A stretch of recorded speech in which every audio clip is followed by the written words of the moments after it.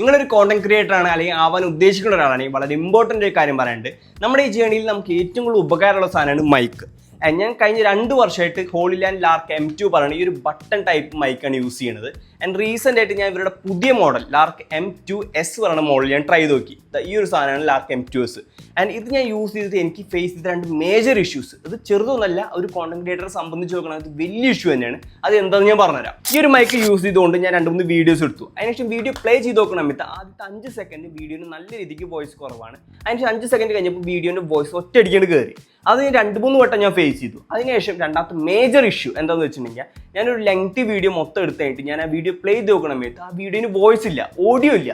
ഒന്ന് ആലോചിച്ച് നോക്കുക, ഈ ഒരു മൈക്ക് യൂസ് ചെയ്തുകൊണ്ട് ആരെങ്കിലും വീഡിയോ എടുത്തതിന് ശേഷം ആ വീഡിയോ പ്ലേ ചെയ്യണമെങ്കിൽ ഓഡിയോ ഇല്ലെങ്കിൽ അവസ്ഥ ആലോചിച്ച് നോക്കുക. അവർക്ക് ആദ്യം മുതൽ ആ ഒന്നാകെ വീഡിയോ റീഷൂട്ട് ചെയ്യേണ്ടി വന്നായിരുന്നു. അതൊരു ചെറിയ ഇഷ്യൂ അല്ല, അതൊരു വലിയ ഇഷ്യൂ ആണ്.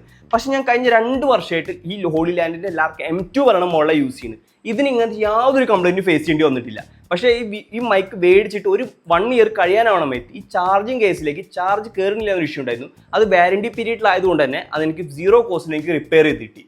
സോ നിങ്ങൾ ആരെങ്കിലുമൊക്കെ പുതിയൊരു മൈക്ക് മേടിക്കാൻ ഉദ്ദേശിക്കുന്ന ഒരാളാണെങ്കിൽ ഈ ലാർക്ക് M2S പറയുന്ന മോഡൽ ഈ രംഗത്തെ 2-3 ഇഷ്യൂസ് കാണിക്കുന്നുണ്ട്.